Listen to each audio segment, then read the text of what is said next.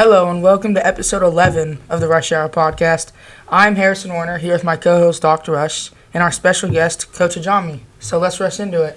All right, Coach Ajami, welcome to the show. Yeah, very excited to be here. Thank you. Before we begin, Harrison, little intro there, coming from the middle school digital music class. So wow. Made by the students. Love it. Love the intro. Good stuff. So Coach Ajami, for those of you who don't know, Ahmad Ajami is Assistant Athletic Director here at Parrish, head basketball coach, program coach of the state champions Parrish Episcopal Panthers for the second time in 3 years. Coach Ajami has a long history with basketball, grown up in Fort Worth, was a Fort Worth Country Day Falcon, and then after school, got into all kinds of fun basketball stuff, spent some time, I believe, with the Clippers and then the Magic. And then the school was really fortunate to find Ahmad and what he has created for the boys, for the program, just really a culture of hard work, dedication, and really brotherhood. I think speaks volumes. And I was reading Coach Ajami. I did not know this about you, but I read an article that talked about your willingness to learn how to coach. Obviously, you knew basketball, you played basketball, you coached at a high level, but like to really coach it and just diving into I want to learn how to pass this on to young people, and here you are doing things at the highest level in the private school world in Texas. So welcome to the show. Well, I'm excited to be here. I appreciate you guys inviting me. Pretty excited. This should be fun. So Harrison, I know that some of that may be new news to you about Coach Ajami. So fire away some questions before we pick his brain on basketball. You said you coached for what teams?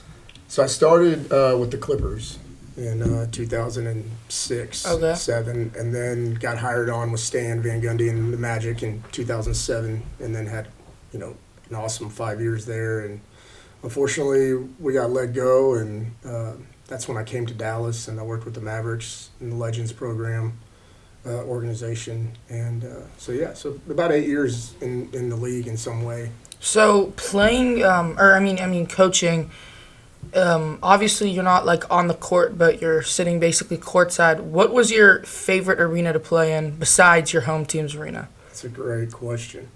I think I took it in anywhere we went initially. One of the things I would do is when we would get there for shoot around, I would immediately go on the court and just take a basketball and shoot a layup just to soak it all in. But I think it's hard not to pick, the Garden in Boston, Madison Square Garden in New York. You're speaking Harrison's language when you say the Garden. Yeah, exactly, right. Just the history behind it, right? So those were awesome places to be a part of.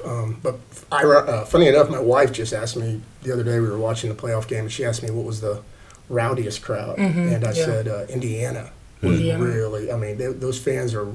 That's what they got, man. Ruthless, man. They're tough. Yeah. It was pretty fun. But, yeah, no, I think they were all... There was a special thing with a place for all of them. So, what was your coaching role? And if so, who was the hardest player when you were coaching to game plan around? Oh, wow, those are all good questions. So I started out, I was in the video room. Okay. With, a lot of the young coaches, that's kind of where you get, your start. And had an opportunity to kind of evolve through that and continue to help Stan as an assistant coach, but on the video side. With game prep and individual plays and personnel stuff. But in terms of hardest guy to game plan for, Yao Ming was tough in Houston. Obviously, LeBron, it was his earlier years. We were fortunate enough to beat him pretty much every time, so I enjoyed that. Yeah.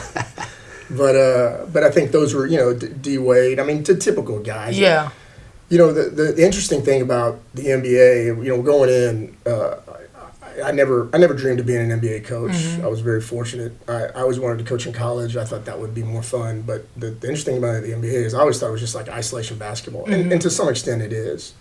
But it's also about how you move the pieces to put guys in place to create advantages. And that was the coolest thing to see. So game planning around guys was part of it. But the other part of it was trying to manipulate the other team and what they were trying to do. So it was a lot of fun. But yeah, I mean, LeBron James would be the first guy to come to mind. Mm-hmm. All right, so let's continue on the NBA. In our first segment here, we're going to talk about the NBA playoffs currently going on. You got the Knicks that are up 2-0 over the Sixers. You got the Pistons over the Cavs right now. Wolves and Spurs are tied.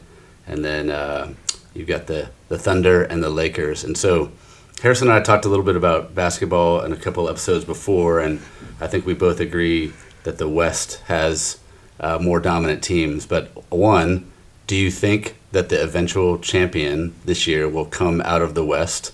And if so, which of the teams do you think it will be? Yeah, I mean, I do think it'll come out of the West. It's hard to pick against Oklahoma City. They're just so good on both ends of the floor. All around, yeah. I have a special tie with San Antonio. One of my good friends who I worked with in Orlando is the GM there now, and so they're kind of fun to watch. And I believe they had Oklahoma City's number this season in the regular season. So I think they won 3 or 4 or something like that. So that should be an interesting matchup if it works out. But yeah, it's hard to go against Oklahoma City. I would love to see the Knicks get in there just from a basketball, fan Lore, standpoint. yeah, exactly. But now they had that injury last night, and so it's going to be interesting to see how long Owanabi's out for. Harrison contends about your Spurs connection. He contends that Wemby, if he stays healthy, could go down as the GOAT. I think one of the greatest of all time, if he stays healthy, which is a big if, because the way or how big he is, at least it's going to be pretty hard. But yeah, I think it's like, I don't think anyone right now, like, it's just, I feel like it's impossible to guard him. He's just too skinny. So. Well, no, I mean, he's, they throw around that term unicorn a lot. I mean, he really is something we haven't seen before. To be able to do what he does at his size and is pretty remarkable. For sure. The GOAT conversation is one that I always like to mess with because I'm obviously a Jordan guy. I've been a Jordan guy. I can appreciate LeBron. But there's always going to be the next up and coming. And Wemby is truly something special. Now, the biggest thing is going to be, can he stay healthy? Right. That's going to be huge for him. Right. Yeah, I don't think. We talked about it the last time we played. We talked about basketball. We didn't think the Lakers were going to get anywhere. They did go against the Rockets, who I thought at the beginning of the season were going to be one of the best teams in the West. They were, I guess, the 5th seed, but I think Kevin Durant just broke up their whole team really. And I think they still have. I think they still have a good team. I love their big man, but I don't see. I see the Thunder sweeping them in 4 because they're just way too good. The Thunder they're and the Lakers without Luka too. Right. It's going to be really hard. Well, I think you think about the Rockets. That's just a perfect example of how chemistry can impact winning and losing. And so you're absolutely right on that. And in terms of Lakers, I love.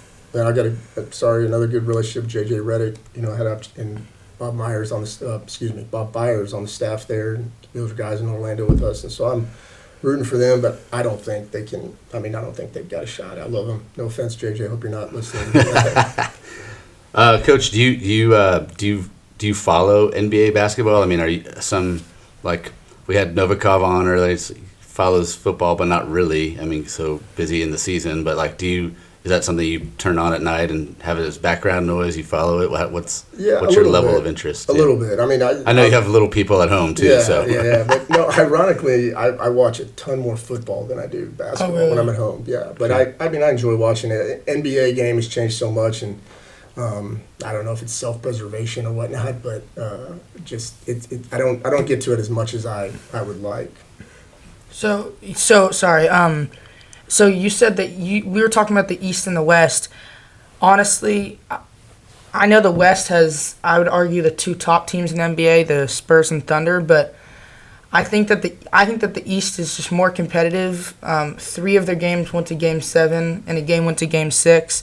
And I think the Thunder and the Suns is a bigger margin than the Pistons and the Magic. So I think the East is more of the SEC of football. It's, you lose a few games and you can kind of drop down from a few spots and not just one. So I think the East is more competitive because I thought the Nuggets were going to be. Well, I thought they could get to the Eastern Conference Finals. I thought they could beat the Spurs.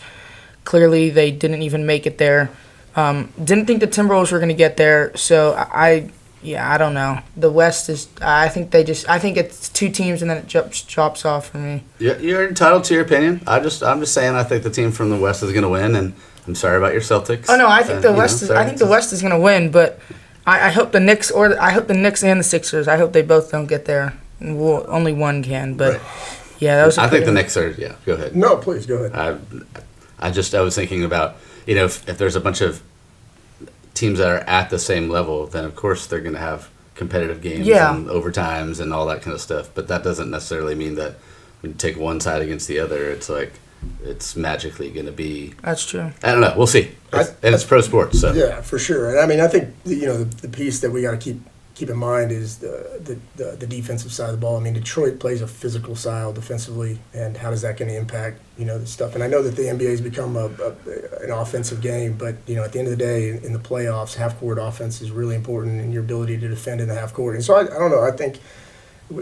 You could be surprised. I mean, I could see a scenario where Detroit or somebody comes in and pulls it out. So sorry. One more question. So I don't know if you watched the Celtics and Sixers series, the Celtics, and that's been the whole thing during the season. They've live and die by the three.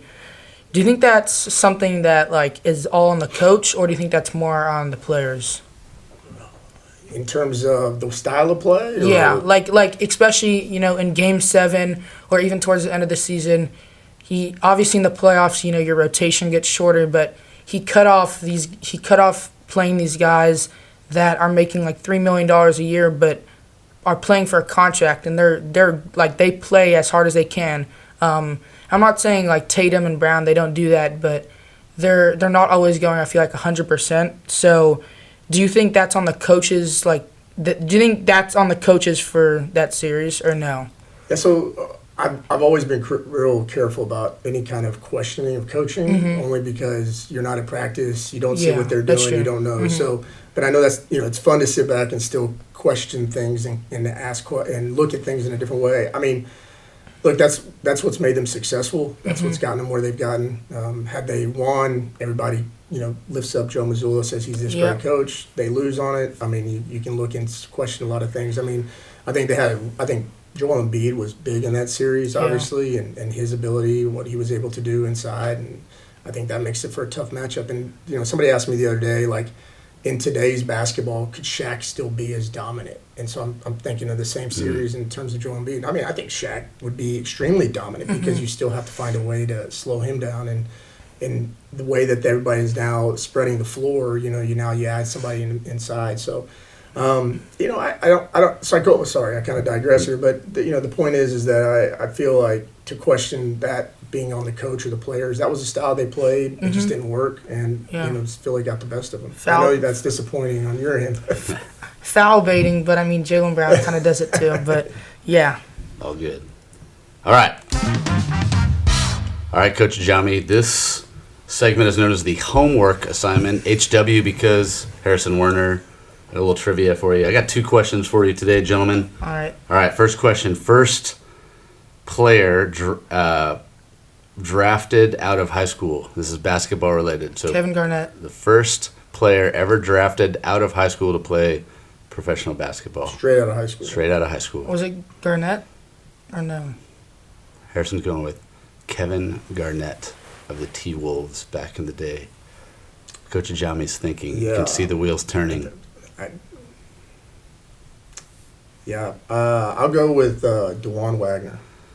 The answer is the great Moses Malone. Well, so I was going to say that, but I thought Moses went to JUCO. He did not go to JUCO. He was high school. He went to, I guess he was technically drafted to ABA, right? Okay. But yes, he was. So he that's was a guy. Yeah, there you go. Absolutely. So, all right, second question, a little more intricate. It has multiple parts. So there's only one person in the history of American sports who was a high school All-American in football, basketball, and baseball. Do you know who that is? And I'll give you a small hint that he played 14 years in the NBA. Jeez. That's a pretty good resume for high school. Say it again. All three: football, basketball, and baseball. Yep, he was All-American. Bill Russell. Not Bill Russell. I don't have an answer to that. He was also a two-time NBA champion in 1984 and 1986.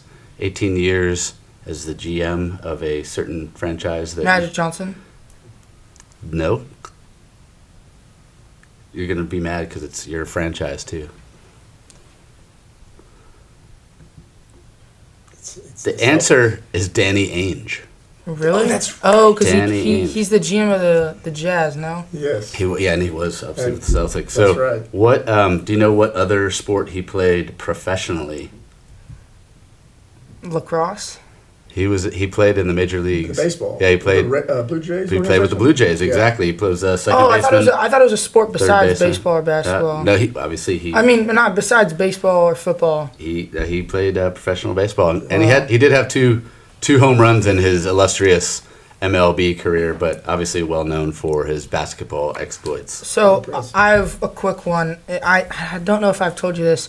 There's one player in NBA history that has played against Jordan's 72-9 Bulls, or was it the 72-10? 72-10 Bulls. You did ask me this. And the 73-9 Warriors. Do you know who that was? There's only one player. He also played against Jokic. He's played against Magic.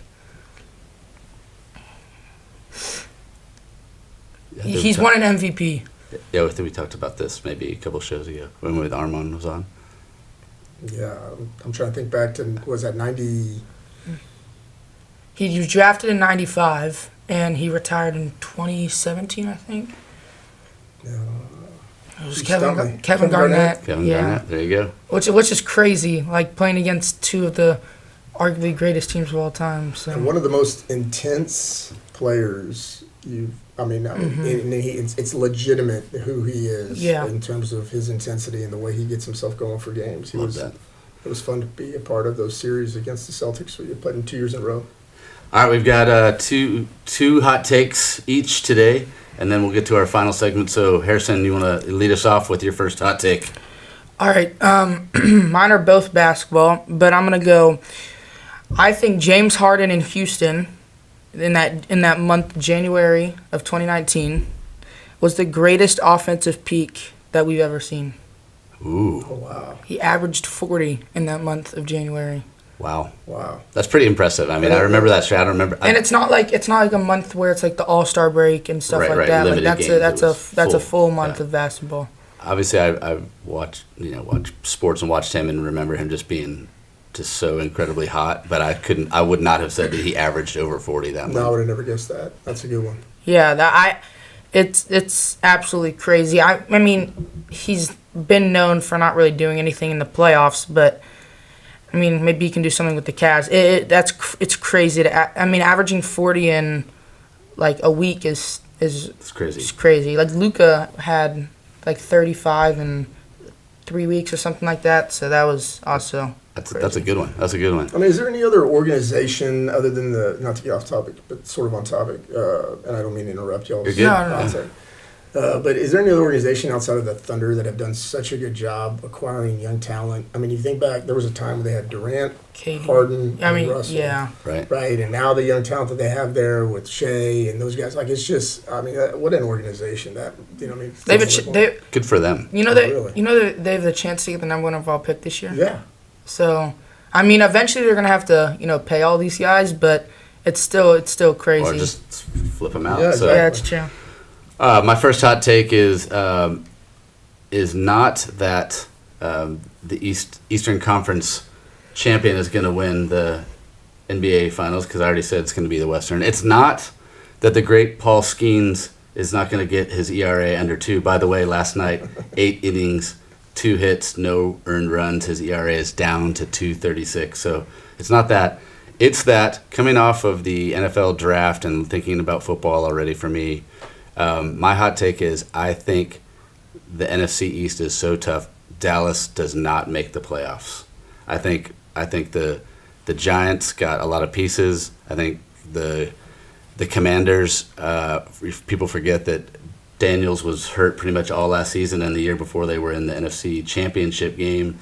The East is tough, and I just don't know that to be fair, as I said in the last show, I thought Downs is an amazing pick. I'm really upset that he's going to the Cowboys.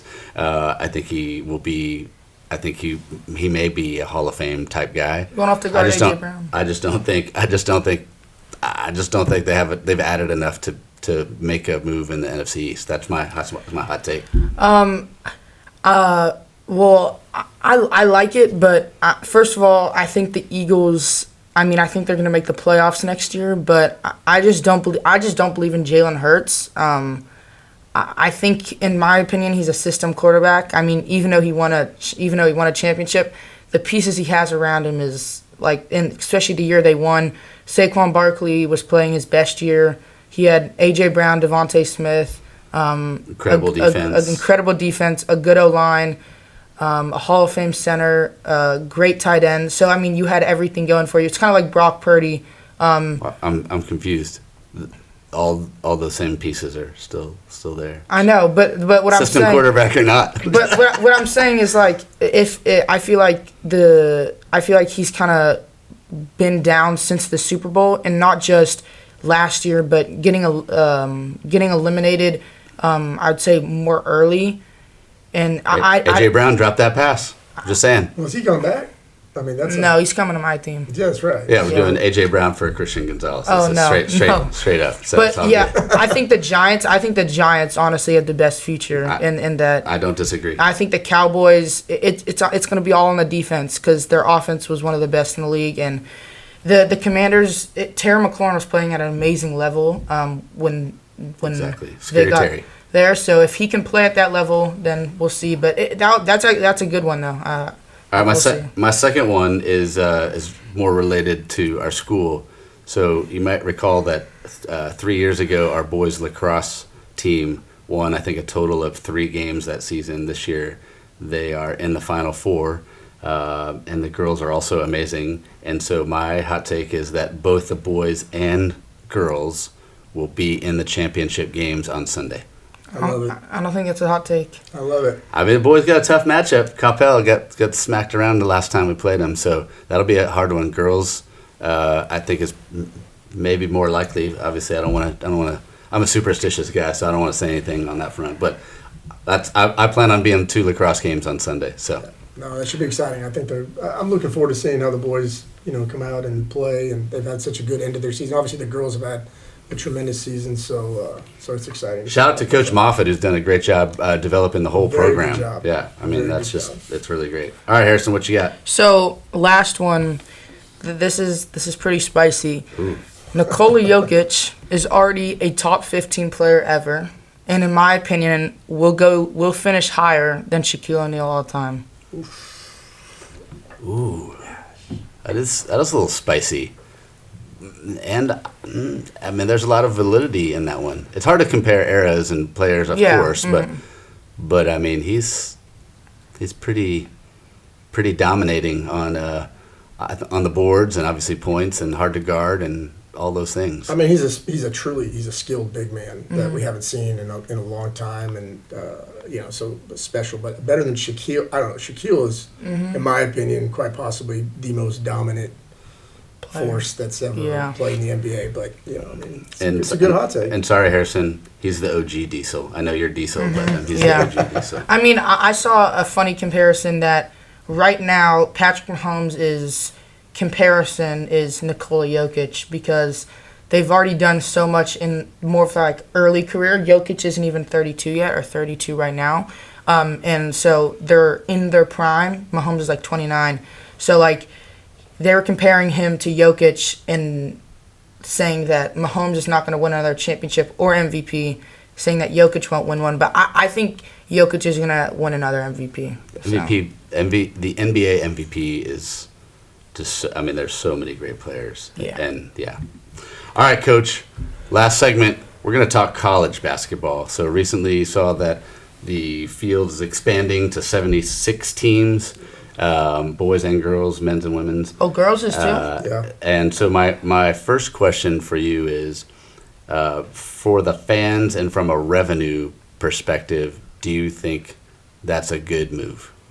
Well, I mean, obviously, those kind of things are always about money, and that they're going to make more money. It's without a doubt. I mean, March Madness is the second largest viewed sporting event besides the Super Bowl. So you add games, people are going to tune in.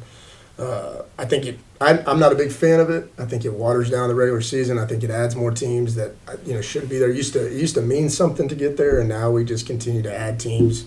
Obviously, it comes down to dollars. And so my second question, the follow up is, do you think it's good for the game? And you started to answer that. Yeah, sorry. And no, it's the natural follow up, right? And Harrison and I talked about this on a previous podcast around the tournament time, especially the women's and how uncompetitive it is. Yeah, we talked about I think 64 is or 68 is too much for the women's team, and that's not because I don't think women's sports is equal or that it's not because of that. But if you look at the history of it, there are the inequity when you get past like the 7th seed all time since 1994 when the women's bracket expanded.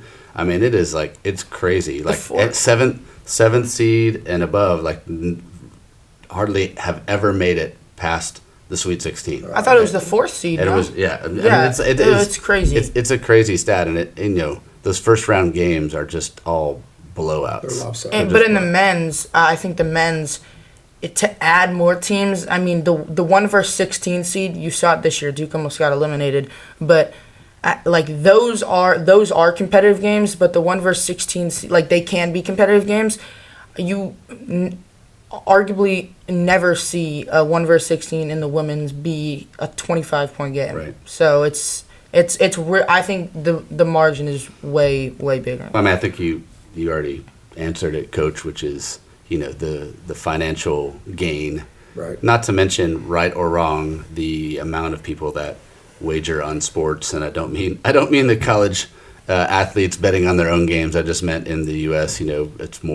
It's just money, and more money. So. Well, and what's going to happen in NIT if this happens? Because you increase the teams that are going to go to the NCAA tournament, and now they've got the basketball crown championship, right, where they're giving out NIL money to the winners. I mean, you effectively could see the NIT just slowly go away, which would also, I think, hurt a little bit. The traditions and the history of the college basketball. Yeah. So this NBA draft is super talented. Opposite really of the NFL draft. I mean, it was talented, but not a good one. But this NBA draft is crazy. Most of these guys are freshmen too. Right. So who, maybe not as the number 1 overall pick because it really matters what team has that, depending on what they're looking for.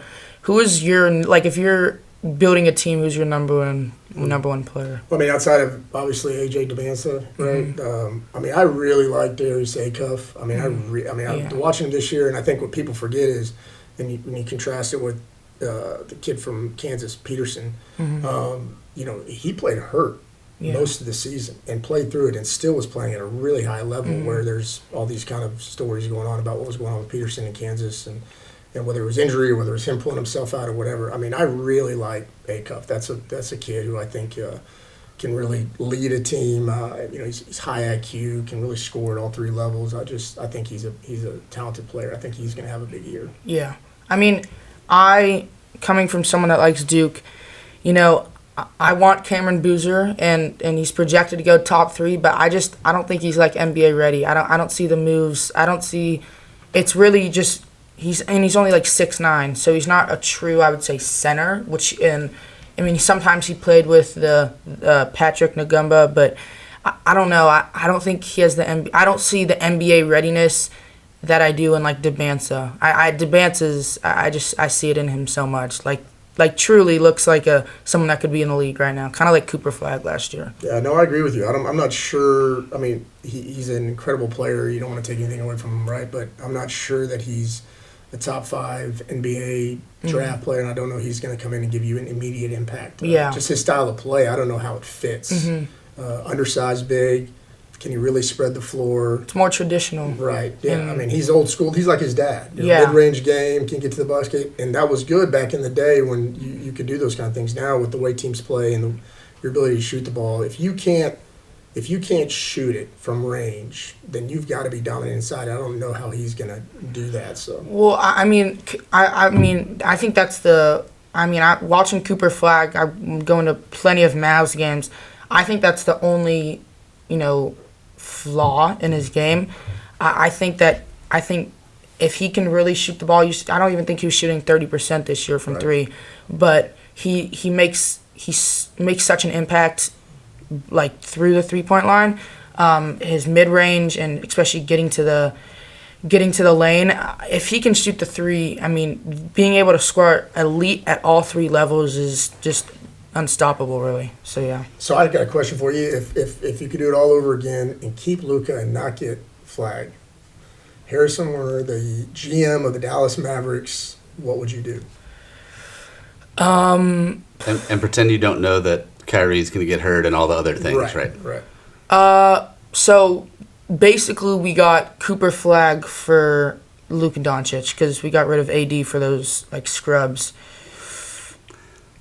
I'd probably take Cooper Flag because Luka's amazing, but that's really hard. Luka is still young, but it's like I would rather have someone. I know he's so dominating on the offensive side that it's hard. It's not fine if he doesn't play defense, but it's not as noticeable because he's one of the best in the league on the offense. But Cooper Flag, I think, is just all around. So I'd go with Cooper Flag, especially because he can play almost every position too. Interesting question also because now we've seen a whole NBA season of Cooper Flag, whereas before, yes, he looked like he was going to be good, but still a gamble, right? So 50 is just. Yeah, so anyway, good question. That's a great one. What would you do? No, I agree with you. I don't even think I'd think twice about it. I think Cooper Flag's ceiling is high. Obviously Luka's an unbelievable talent, but what Cooper Flag can bring to a team, obviously his ability to defend a little bit better than Luka. I think Cooper Flag has had a chance to be really, really special. I think Luka was such a heart of the city, which I think that's the biggest thing that hurt them. It's like if Anthony Davis was like a real heart of the city. Obviously, if he was better, it'd be bigger. But like Cooper Flag, he's so young. But if he becomes, the next Luka, next Dirk. If they ever get rid of him, it's gonna be another crushing one. So next Mark Aguirre, maybe right.